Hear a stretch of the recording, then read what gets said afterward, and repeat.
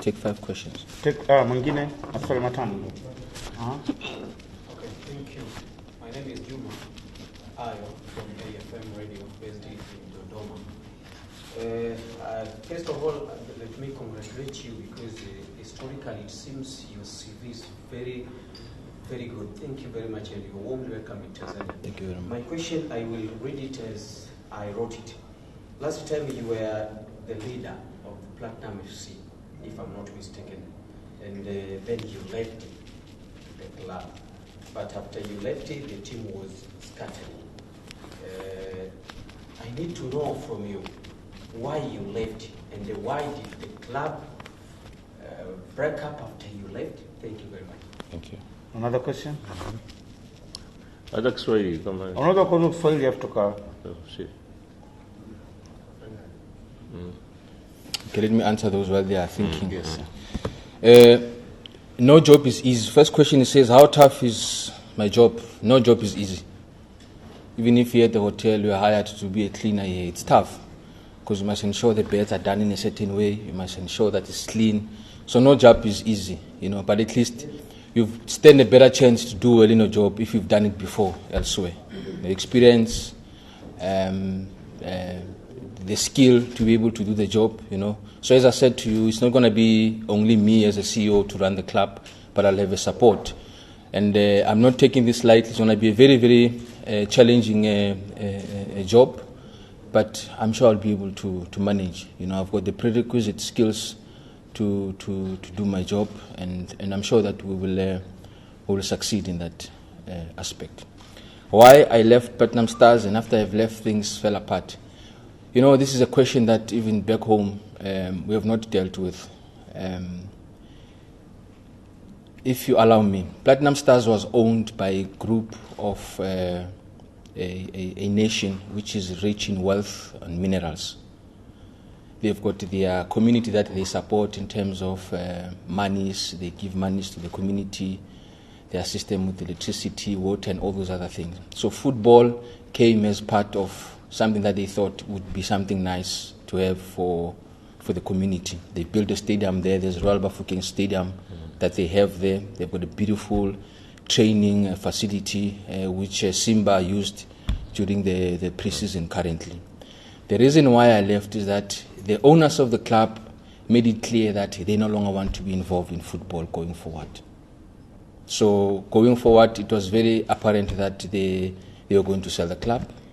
It was apparent that they didn't want anything to do with the club going forward. So I could not sit and find myself in a position whereby I've been told that we are going to close shop, we're going to sell this. So I felt it's good that I move on and do other things, because as much as you work for an organization, you also have your personal career that you need to worry about. So the affairs of the club, it was a very good success in my tenure, if I may say. I arrived at Platinum Stars in 2013. And on my arrival, they had not won a trophy over 10 years. On my arrival, we did some few changes. We won 2 trophies. We won the MTN 8 Top 8 Cup. We went on to win the Telkom Cup. And guess what? We won these trophies against my former club, Orlando Pirates. So there's been a good success at the club. Unfortunately, the owners decided that no, they no longer want to be involved in football. They've got other important issues to worry about. And then I felt it's time for me to move on to also look for other opportunities as an individual. I think that's what has happened at Platinum Stars. Thank you, Wes. Can I add? Okay. Yeah, there.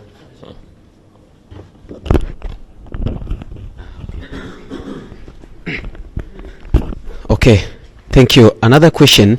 Which way can you help Simba Sports Club to win revenue from the abroad, apart from denoting money from the other sources or local sources, like depending on their fans or their supporters? That is the question. Look, it's a very good question. That process does not happen instantly. Firstly, we need to build our brand. we must be seen as a club that everybody wants to invite. You see, when there's big competitions all over the African continent, they will always look for teams that are playing in the top 4 of the Champions League or CAF Confederations Cup. So we need to deal with our image, our branding as a club, so that we are seen as a sought-after property, so that when there's big competitions outside the country, we are able to be invited as well. Typical example, everybody wants to play TP Mazembe. Why? Because they're a giant in African football. They've achieved a lot of things in African football. So when you bring TP Mazembe to your country for any friendly matches, you are guaranteed that people will follow that match because it's a well-known club. So we need to work on certain aspects of our Simba Sports Club so that we are at a level whereby we are able to command a recognition in the African continent. But there are other ways in which we will try and get some revenue beyond the borders of Tanzania. Naika.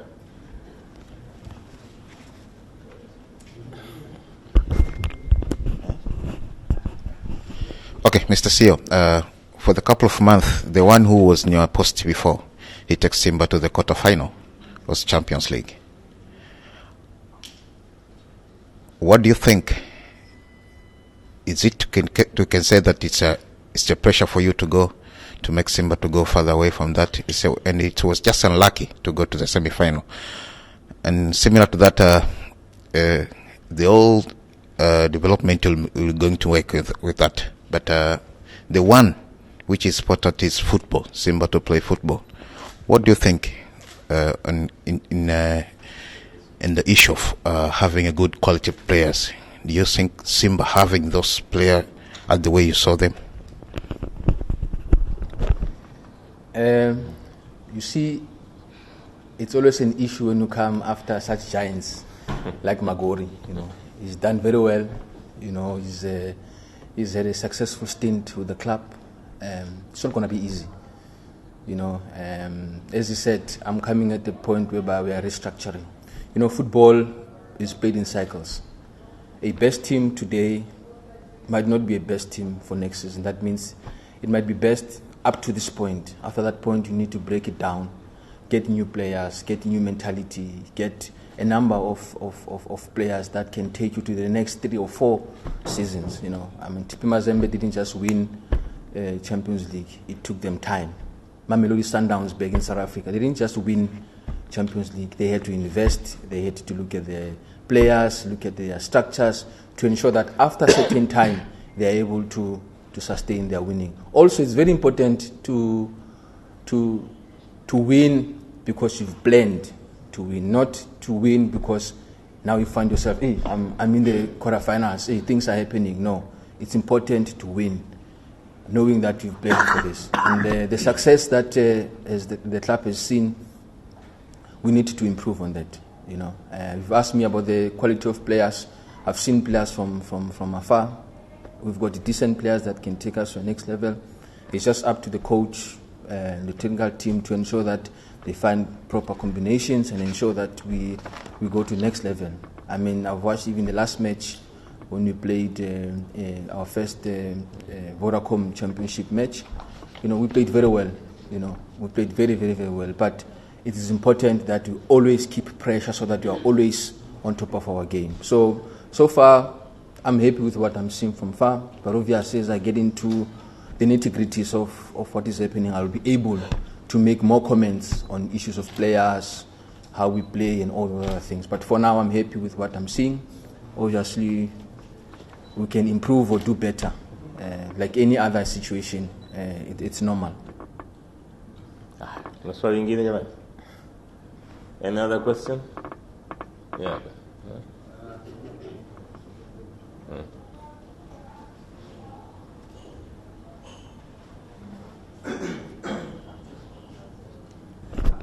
Mimi ningeomba nitumie lugha ambayo Mheshimiwa Rais amependekeza itumike kwenye SADC. Na uhakika anajua vizuri Kiswahili. Mimi swali langu ni, huyu ni mtu ambaye ni mzoefu sana kwenye mambo ya mpira Afrika nzima.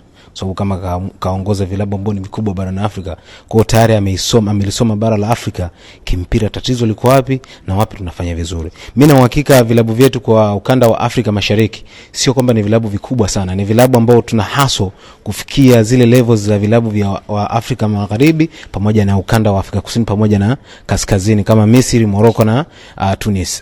Unahisi labda wewe kwa uzoefu wako kuongoza mpira na nini, sisi Afrika Mashariki tatizo liko sehemu gani labda ambalo umehisi tuna tatizo sana mpaka vilabu vyetu vinashindwa ku compete na vilabu vya South Africa and the, North Africa and the West? Yeah, maybe to translate. He's asking that you are very experienced in running football affairs in South Africa with biggest clubs, and he's just asserting that our clubs are not as big as South African clubs and the North African clubs. What do you think, by being here for a couple of weeks, what do you think you can identify as a big problem or hindering blocks for East African clubs prosper as South African clubs or North African clubs? North African clubs. What do you think is the problem? What is the hindrance for East African clubs not to prosper as the giant of South African clubs or North African clubs? I think. Sawan.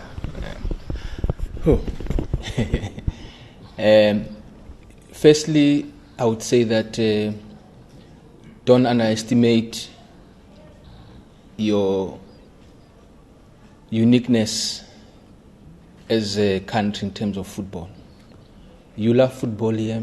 What I've seen, it's not the same in South Africa. Yes, we support football in South Africa. We go to stadiums. But the matches I've seen here in Tanzania, people do really go to the stadiums. But you see, the economies as well of the two countries is different.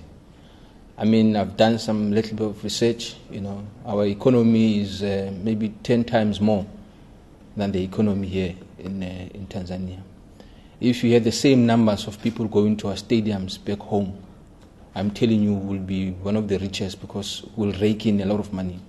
But when you look at how much you spend going to the stadiums, for instance, how much is a ticket to enter the stadium, you know, compared to how much is a ticket back home, you know, those disparities makes it